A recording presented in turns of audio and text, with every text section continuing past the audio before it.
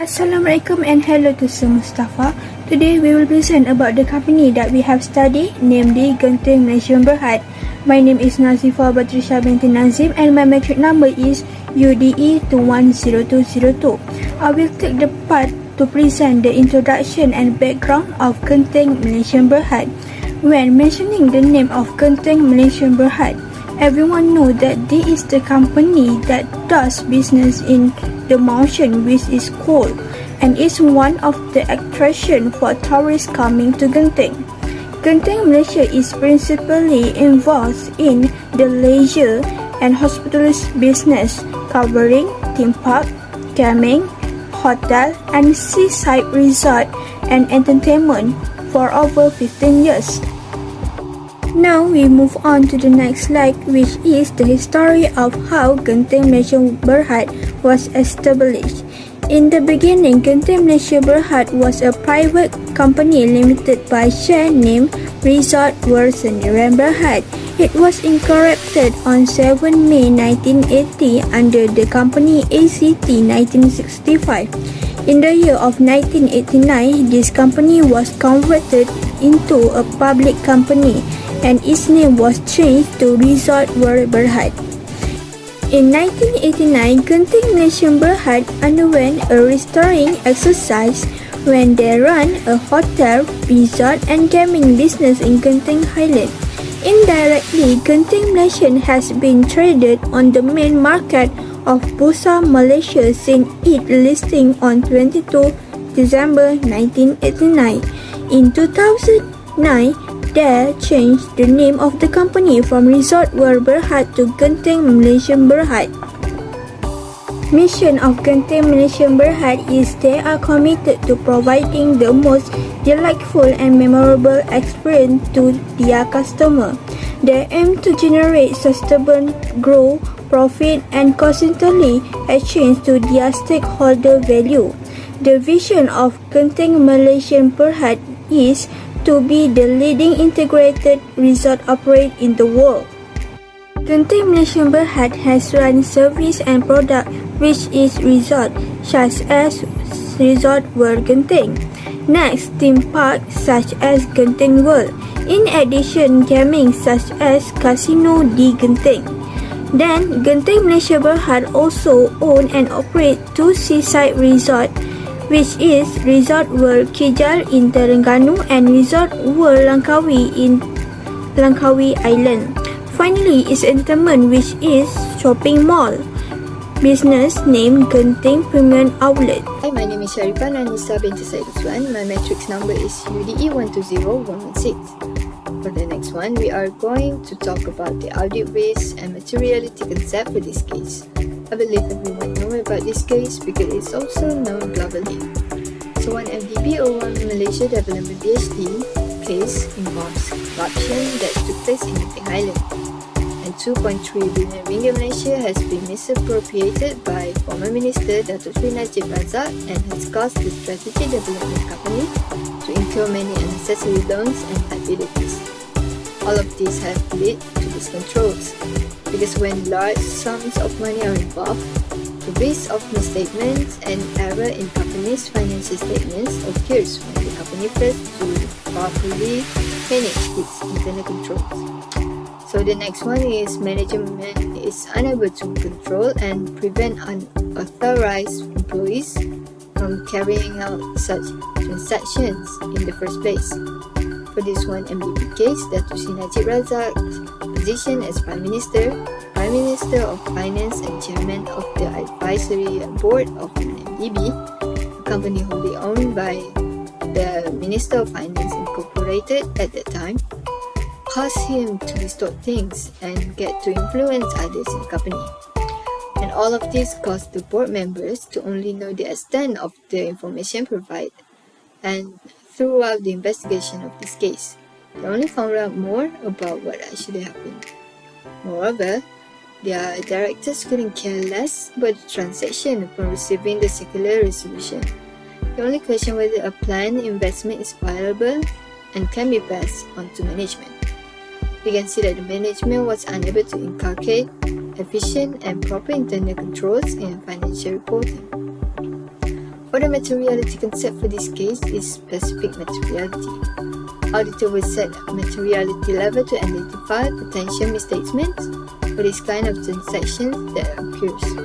This may exist in different areas in the company, for example, account balance that may affect the economic decisions of the users of the financial statements of the company.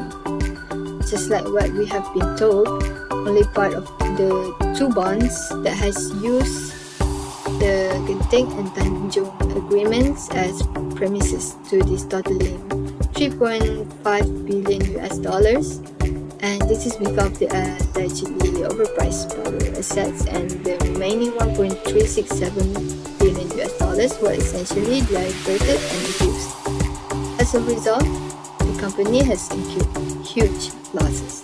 And that is all from me for audit risk, model and materiality concept for this case. Thank you. Assalamualaikum, Sir Mustafa. First of all, I would like to introduce myself. My name is Nurul Nabila Binti Shamsuddin and my matrix number is UDE2106. So I would like to suggest component of internal control that could help avoid the fraud case in Genting Highland.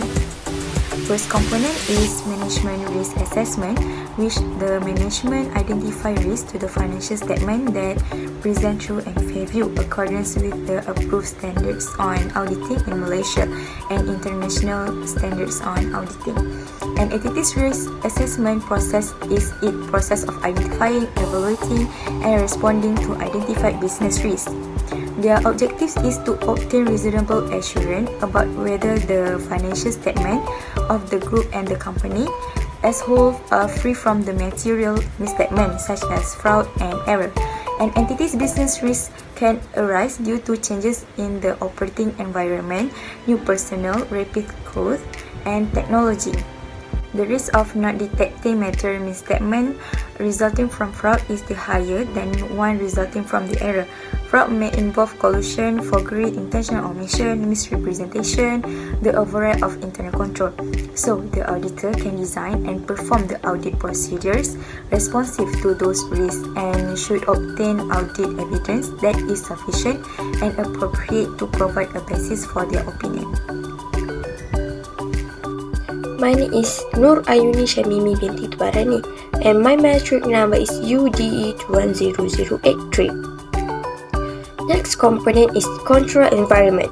What we can do is achieve the strategic objective or provide reliable financial reporting to internal and external stakeholders, or we can operate the business efficiently and effectively. Next, we can comply with all applicable laws and regulations, and we also can safeguard the assets.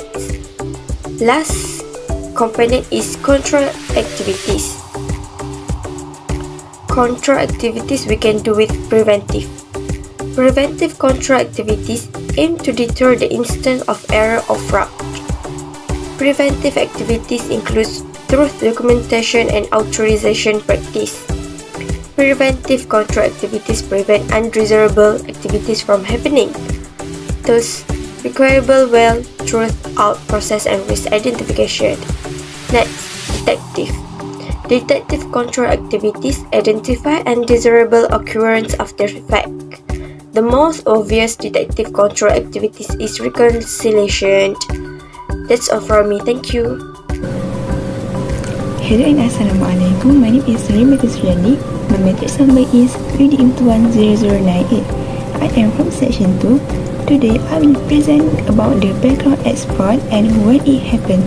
Genting was accidentally dragged into a troubling situation. One Malaysia development berhad, while MDB has used the Genting and Tanjung agreements as premises to issue 2 bonds totaling $3.5 billion. The bond was compiled by Goldman Sachs.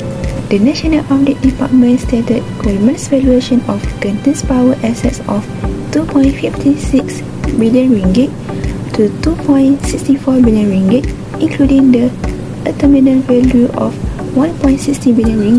After one MDB issued 2 bonds totaling $3.5 billion, only part of it was paid to Genting and Tanjung for allegedly overpriced power assets. The remaining $1.67 billion was essentially debated and abused. Other than that, Malaysian State Development firm One Malaysia Development Berhad 1MDB has agreed to buy the power and utility unit of the Genting Berhad conglomerate for 2.3 million ringgit in cash as 1MDB increases its power holding. 1MDB has identified power and its core business and bulk assets from Genting as it seeks to assure the security of Malaysian supply. Mastika Legenda will be the second major utility agreement for the state company in the purchase of the unit in March and acquire the power assets of Malaysia's second richest man, Ananda Krishnan, for 8.5 billion ringgit.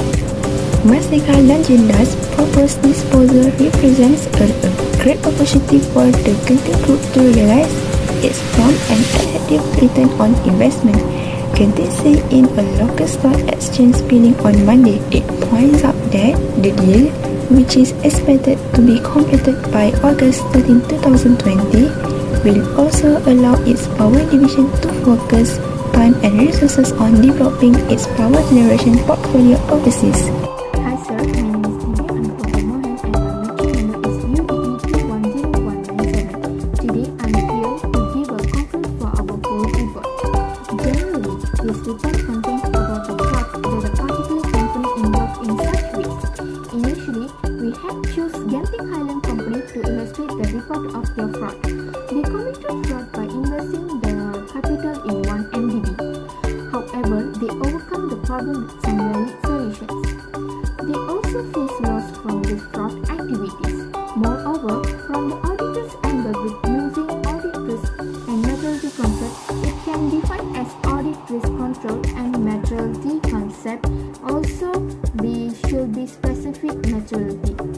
So what we can learn from this is fraud always give a massive impact towards the company's economic growth by financially.